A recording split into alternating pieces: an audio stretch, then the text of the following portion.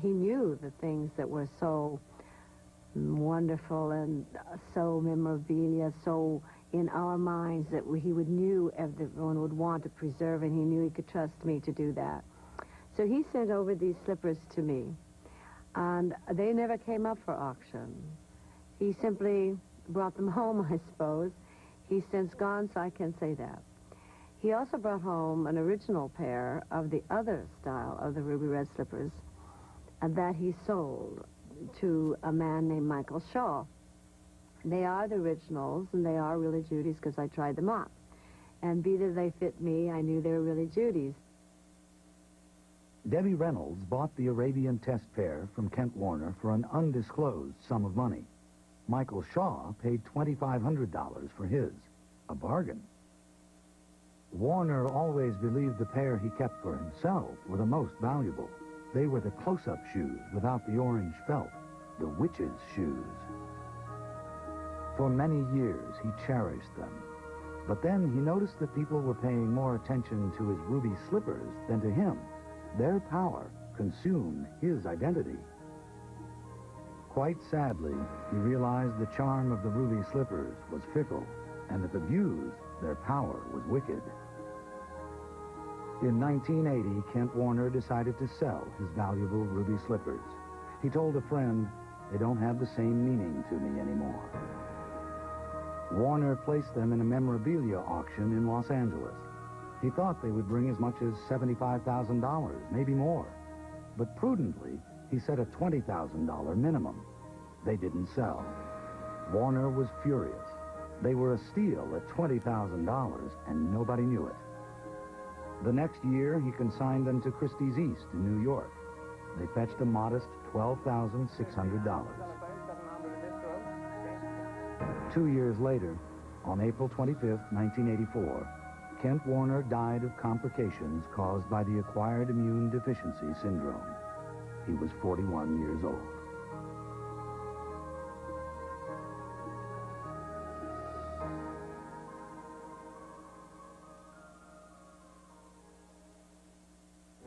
Treasure will continue in a moment here on A&E. We now return to Treasure here on A&E.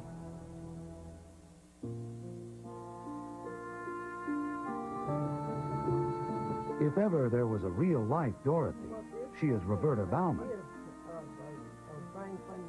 Yes, I've been called that a lot of times, but that's a happy thing. I don't mind it. As with Dorothy, the ruby slippers were never a quest for Roberta. She just happened to find them on her feet. Well, let's just say, out of the blue, I received something that became magic. And there's a lot of magic to the ruby slippers because it's provided a lot of joy to millions of little kids. As with Dorothy, the ruby slippers took Roberta on an incredible journey. She met a lot of interesting people along the way. A few not so nice, like Dorothy's Wicked Witch of the West, but most, like the Lion, Tin Man, and Scarecrow, became her true friends.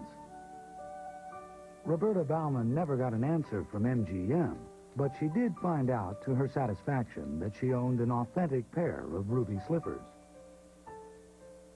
Well, she actually did have a real pair, and I believe she sold them. In 1988, Roberta decided it was time to part with her treasure, just as Dorothy decided it was time to go home to Kansas. For 48 years, the shoes worked their charm for Roberta. As she parted with them, they had one more surprise for her. They demonstrated their true power. Despite many private offers, Roberta chose to auction her pair of ruby red slippers at Christie's East in New York City, largely because of their reputation and their collectible specialist. Her name was Julie Collier, and she had some experience with the ruby slippers. In 1981, she handled the sale of Kent Warner's pair.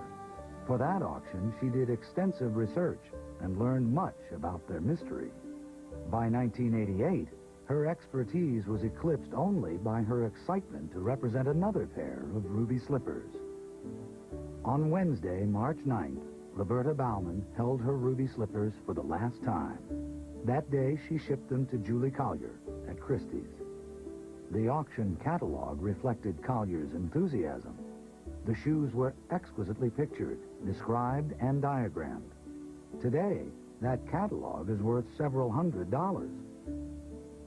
Quite modestly, the auction minimum was reserved at $15,000. So, how much are you going to get for these things? Well, our estimate is $15,000 to $20,000, and from all the interest we've been getting so far, I have a feeling they're going to go quite a bit higher than that. People came into the house to interview me. They said, well, Roberta, those shoes are going to bring 6 figures. What are you talking about, 6 figures? And then they'd enumerate. I still had no idea. I had no earthly idea. But I heard there were 15 bids for $75,000. And one of them was Ted Turner. Another hopeful was Anthony Landini. When this lifelong Judy Garland fan learned that a pair of ruby slippers were for sale, he had to see them. So he went to Christie's auction preview. Something happened to me that day. I just stood by that case. I started to perspire. A shrill went up my body, and I knew that at that moment, I knew that I had to own the ruby slippers. The auction began at 10 a.m. on Wednesday, June 21st, 1988. The auctioneer said, lot number 125, the ruby slippers from The Wizard of Oz.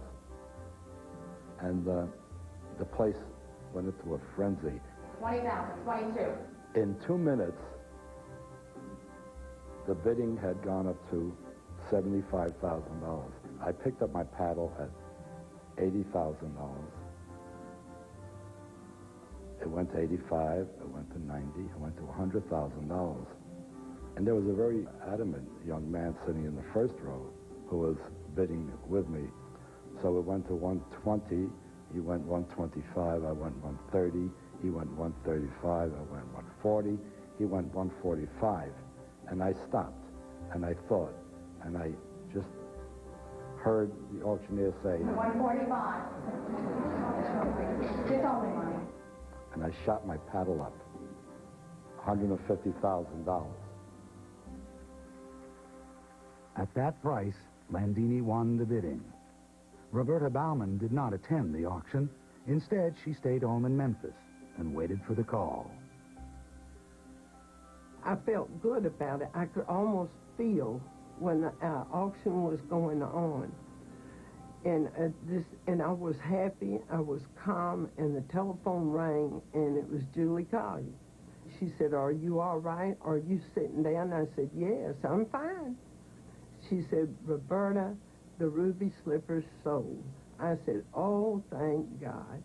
She said, that was the most electrifying auction that we have ever had.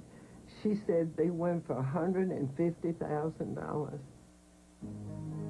With Christie's commission, the final price was $165,000, a world record for Hollywood memorabilia. Just as the ruby slippers carried Dorothy home to Kansas, they carried Roberta into retirement. As for the slippers, since dubbed Dorothy's shoes, their new owner had an idea.